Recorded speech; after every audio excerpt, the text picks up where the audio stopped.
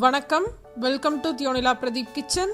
இன்னைக்கு நம்ம பார்க்க போகிற ரெசிபி செட்டிநாடில் ரொம்ப பாரம்பரியமான சிக்கன் குழம்பு. இந்த செட்டிநாடு சிக்கன் குழம்பு எப்படி பண்ணுறது அப்படின்னு பார்க்கலாம்.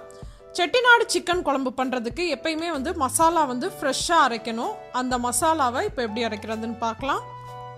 இப்போ இந்த செட்டிநாடு மசாலா தயாரிக்கிறதுக்கு ஒரு பேனில் 1 டேபிள் ஸ்பூன் அளவு வர மல்லி, 1 டீஸ்பூன் அளவு மிளகு, 1 டீஸ்பூன் அளவு சீரகம், 1 டீஸ்பூன் அளவு சோம்பு அல்லது பெருஞ்சீரகம்னு சொல்லுவாங்க அது, அப்புறம் ஒரு சின்ன துண்டு பட்டை, 2 கிராம்பு, அப்புறம் இது கூடவே நல்லா கெட்டியாக மசாலா வர்றதுக்காக அதில் ஒரு 7-8 முந்திரி பருப்பு சேர்த்துக்கோங்க. உங்கள்கிட்ட முந்திரி பருப்பு இல்லை அப்படின்னா நீங்கள் கசகசாவோ இல்லை பொட்டுக்கடலையோ கூட சேர்த்துக்கலாம். சேர்த்துட்டு இது எல்லாத்தையுமே நல்லா வாசனை வர அளவுக்கு வறுத்துக்கோங்க. ரொம்ப தீஞ்சிடக்கூடாது, ரைட்டாக வாசனை வர அளவுக்கு வறுத்தா போதும். இது கூட 2 வரமிளகா சேர்த்துக்கோங்க. ஏன்னா நான் எப்பயுமே செட்டிநாடு மசாலா அரைக்கிறப்ப வரமிளகாவும் சேர்த்து தான் அரைப்பேன். அன்னைக்கு மறந்துட்டேன், அதனால நீங்கள் 2 வரமிளகா சேர்த்துக்கோங்க. அப்புறம் உங்களுக்கு ஏலக்காவோட வாசம் பிடிக்கும் அப்படின்னா இதில் 1 ஏலக்காவோ இல்லை 2 ஏலக்காவோ கூட சேர்த்துக்கலாம். இப்போ மசாலா வாசனை எல்லாம் வர ஆரம்பிச்சிருச்சு. இந்த ஸ்டேஜில் ஒரு 1/4 கப் அளவு தேங்காய், துருவன தேங்காவை அதோட சேர்த்துடலாம். சேர்த்துட்டு அதை ஒரு 1-2 நிமிஷத்துக்கு லேசாக வறுத்துக்கோங்க. இப்போ நம்ம செட்டிநாடு மசாலாவுக்குரிய மசாலா ரெடி ஆயிடுச்சு. இது கொஞ்சம் நேரம் ஆறட்டும். ஆறுனதுக்கு அப்புறமா நம்ம மிக்சி ஜாரில் சேர்த்து அரைச்சிக்கலாம். இப்போ நம்ம வெங்காயம் தக்காளி பேஸ்ட் ரெடி பண்ணலாம். ஒரு கடாயில் 1 டேபிள் ஸ்பூன் அளவு எண்ணெய் சூடு பண்ணிக்கோங்க. எண்ணெய் நல்லா காஞ்சதுக்கு அப்புறமா அதில் 2 பெரிய வெங்காயத்தை சேர்த்துக்கோங்க. ரொம்ப பொடியாக இருக்கணும்னு அவசியம் இல்லை, ஏன்னா நம்ம வதக்கிட்டு நம்ம அரைக்க தான் போகிறோம். உங்களுக்கு எப்படி விருப்பமோ அப்படி நறுக்கிக்கோங்க. இப்போ வெங்காயம் சீக்கிரமாக வதங்குறதுக்காக தேவையான அளவு உப்பு சேர்த்துட்டு அதை நல்லா வதக்கிக்கலாம். வெங்காயம் டிரான்ஸ்பரண்ட் ஆச்சுன்னா போதும். அடுத்து நம்ம தக்காளி சேர்த்துடலாம். இப்போ வெங்காயம் இந்த மாதிரி வதங்கினதுக்கு அப்புறமா அதில் தக்காளி சேர்த்துக்கலாம். சின்ன தக்காளியாக இருந்துச்சுன்னா 2 சேர்த்துக்கோங்க, பெரிய தக்காளியாக இருந்துச்சுன்னா 1 போதும். தக்காளி கூட ஒரு 1/4 டீஸ்பூன் அளவு மஞ்சள் தூள் சேர்த்துட்டு தக்காளி நல்லா மசிஞ்சு வேகிற அளவுக்கு அதை நம்ம வேக வச்சிடலாம். மூடி வச்சு குக் பண்ணிங்க அப்படின்னா தக்காளி ரொம்ப சீக்கிரமாக வதங்கிரும். இப்போ இந்த வெங்காய தக்காளியையும் நம்ம ஆற வச்சிடலாம். ஏற்கனவே ஆற வச்ச செட்டிநாடு மசாலாவும் நல்லா ஆறி ரெடியாக இருக்குது. இந்த வெங்காய தக்காளியும் நல்லா ஆறிடுச்சு. இப்போ இது 2ஐயும் தனித்தனியாக மிக்சி ஜாரில் சேர்த்துட்டு நம்ம அரைச்சி எடுத்துடலாம். உங்களுக்கு தேவைப்பட்டுச்சுன்னா கொஞ்சமாக தண்ணி சேர்த்தும் நீங்கள் அரைச்சி எடுத்துடலாம்.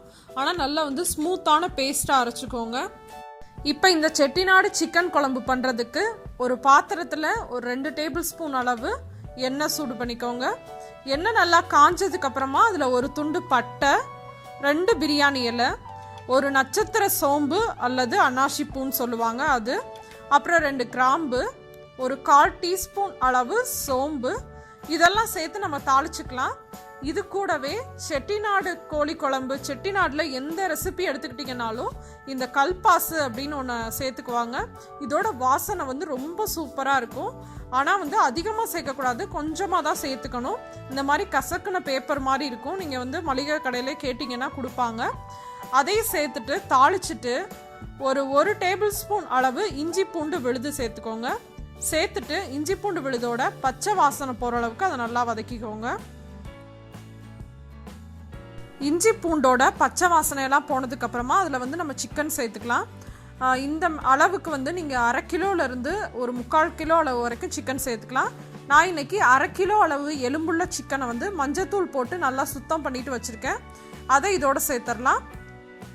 சேர்த்துட்டு ஒரு 1 நிமிஷத்துக்கு மட்டும் அதை நல்லா வதக்கிக்கோங்க. சிக்கன் வதங்கினதுக்கு அப்புறமா அதில் நம்ம மிளகாய் தூள் சேர்த்துக்கலாம்.